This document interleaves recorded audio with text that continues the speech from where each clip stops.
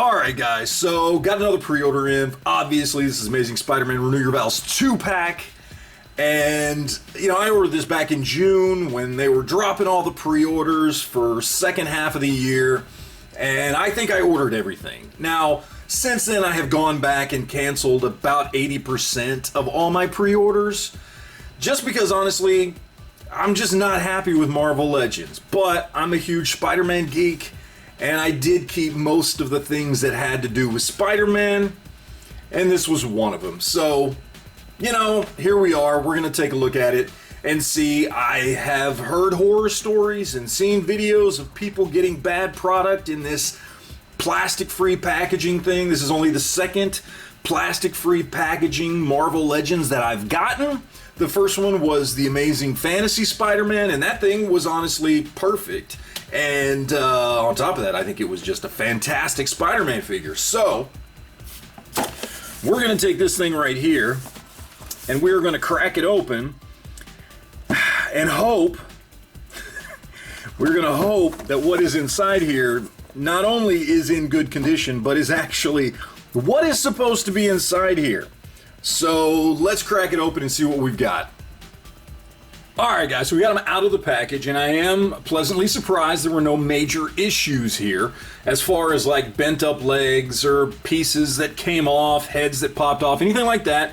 They look to be in relatively good condition, but we'll get into more detail on that here in just a minute. As far as the accessories go, they do each come with extra sets of hands. So basically they each come with 2 whip hands, 2 fisted hands, and 2 wall crawling hands.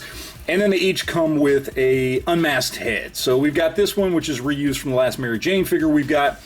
I don't remember if this one is reuse or not, honestly. Either way, they're both appreciated. Would have been nice if we'd gotten some web effects or something, but we didn't. So, got that out of the way. Let's talk about the figures. We will start with Spinneret here. Now, as far as sculpt and articulation goes, and by the way, I'm not going to go into articulation on these 2 figures. You just need to know that these are probably the 2 most modern articulated figures that Marvel Legends has, and just trust that whatever poses you want to put these guys into, you'll be fine. They are top of the line when it comes to Marvel Legends articulation. So, sculpt is good, articulation is good on her. Paint is where we start to have an issue. And there's a couple small things here. One here on the back, and I don't know if you can see it, we've got a part where the red on the logo was scraped off. You can see the white underneath. She's got some messed up web lines on her ass, and we've got some messed up web lines here on the top of this hip. And also, if you look at the hips themselves, and you look at the line here between the red and the white, between both hips, you can see the lines off. It's much higher on this hip than it is on this one, and that's just kind of ridiculous looking. It's just not good QC as far as I'm concerned. And then of course there's the color itself. The color of the red and white on this center portion here on the torso is darker than the red and white on the rest of the figure. Very much like what we had with the Iron Spider figure that just came out, where you got nice bright red and bright white all here on the upper body, the arms, the legs, the feet. But then here in this center portion, and I don't know how well you can see that on camera, it is a darker red and a slightly darker, kind of grungier white there between the web lines and the white on the sides. It's just not good paint. Seriously. And, you know, when you're talking about a figure like this, and you're talking about a 2-pack, that roughly after shipping, if you pre-ordered it, is going to cost you about, you know, $60, and so that's $30 per figure. That's a 50% upcharge from what we were paying for figures just like this, you know, a year and a half ago. That's not good. That is not good, and that's a problem as far as I'm concerned. It's just not acceptable. You got a 2-pack like this for that kind of money. You're paying $30, and then if you didn't pre-order it and try to go buy it on Amazon or something now, this thing's running for $65. So then you're paying even more. So you're paying between $30 and $35 for each one of these figures. This is not worth $30 to $35. I get the pinless joints, and that's fine, although I will be honest, I don't care about pins in the joints. It's an action figure. Those have never bothered me, ever, and they still do not bother me. Is it a nice upgrade? I guess. It's fine, but it is certainly not worth a 50 to 75% upcharge on what this figure should be selling for. That's just ridiculous, because you have to look at it this way, okay? Marvel Legends is not a high-end action figure brand. They are essentially the Honda Civic of action figures. And what I mean by that is they are solid, reliable, and supposedly consistent. But they are not supposed to be expensive. And when you get to $35, you're talking about the entry price for SH Figuarts. And I'm sorry, but Marvel Legends are no SH Figuarts at all. Not even close. And so again, $30 to $35 per figure is just ridiculous in this 2-pack as far as I'm concerned, with this level of quality on the paint apps and the QC issues with lines being messed up. So just not a good look from the get-go as far as I'm concerned. I just don't think, when you look at this as two individual figures thrown together and what you're paying for each of them, certainly with Spiderette, you are not getting your money's worth. And then, of course, there's the whole issue of her neck. And I don't know if you guys can see this on camera, but her head is floating above the neck peg to the point that if you tilt her head to one side like that, the base of the neck actually comes up over the head sculpt. And it looks ridiculous. There's no reason for that. It's like the hole in her head was not drilled deep enough, and the head doesn't sit far enough down on the peg. Now, I know that lets her kind of, maybe look up a little bit more, but honestly, not that much, and certainly not enough to make it worth this ridiculous looking hole just under her head. That's just not a good design. So again, I maintain this is not a $30 to $35 figure. 20 bucks for this, let's say 40 for the 2-pack, I'd go, okay, not bad. But for the price you're paying, I say no. Now, Spider-Man, on the other hand, this is a really good figure, okay? Is he worth $30 to $35 when something like this would have been selling for $19.99 a year and a half ago? No, he's not. He's just not, okay? He's really good for a Marvel Legend, but that's not really saying a lot.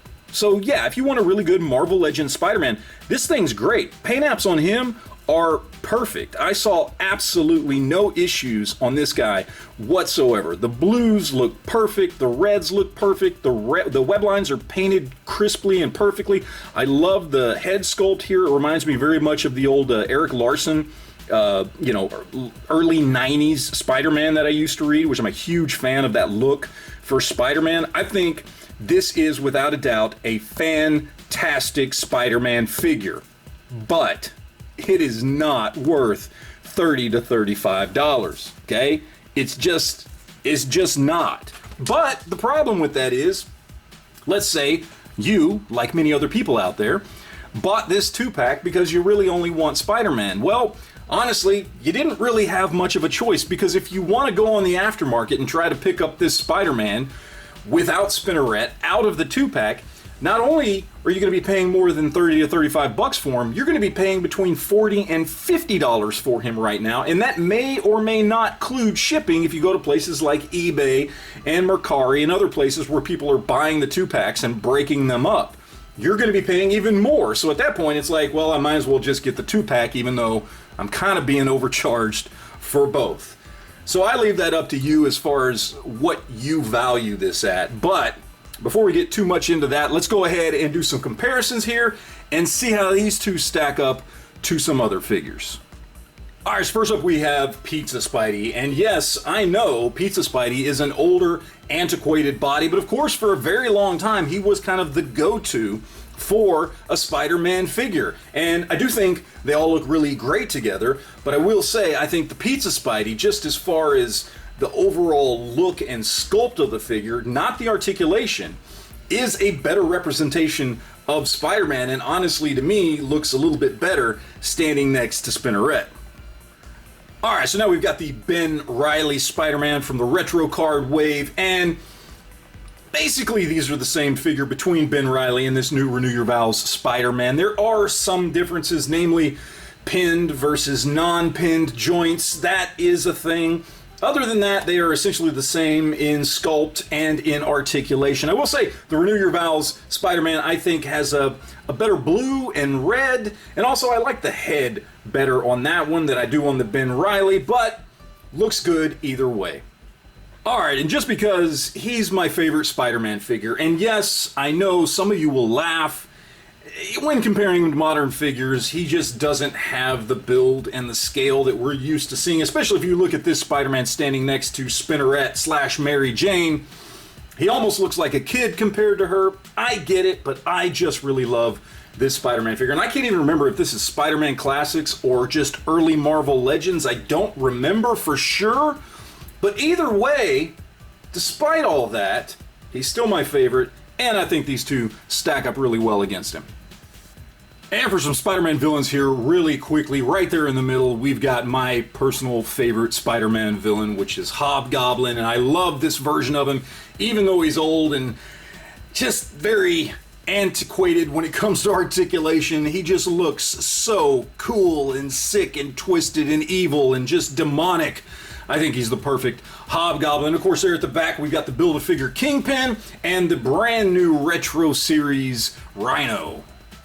And lastly, for some comparisons here, three more villains that I absolutely love. We've got Monster Venom on the left, we've got Ultimate Green Goblin on the right, and in the middle, we have one of my favorite Spider-Man villain figures ever, the Build-A-Figure Lizard, that I know some people just hate this thing. I don't know why. He's awesome, way better than that new retro piece of crap that just came out. I'm sorry, but that thing looks ridiculous, especially with that animated style head. It just looks stupid. This guy looks mean, this guy looks like a threat, and Spider-Man and Spinnerette look like they got their hands full with these three. And so now for some head swaps here, we're taking a look at the two figures with the heads, their alternate heads that they came with, and both of these heads look great, and in fact, this Mary Jane head fits on this body much better. It sits down around the neck peg better because the hole for the neck peg was drilled higher up into the head, and it looks more natural. And yeah, I know with the hair and everything else you can't look up, but this looks way better on the shelf than that other head does. And of course for Peter Parker, good solid head, it works. Alright, so now we got a couple more head swaps here on Spider-Man. We've actually got the head for the PS4 Spider-Man, and I do think it works, although the paint isn't quite the same sheen there. It's a little duller for the PS4 Spider-Man head, as opposed to the shinier look from the rest of the figure, but overall, I think as far as the web lines and the eyes and everything else, it does work. And then, of course, on Mary Jane / Spinnerette, we've actually got a Black Widow head sculpt from the legendary Riders Black Widow. So if you want to do something a little bit different with Mary Jane, cut up her hair a little bit, you could go with something like this.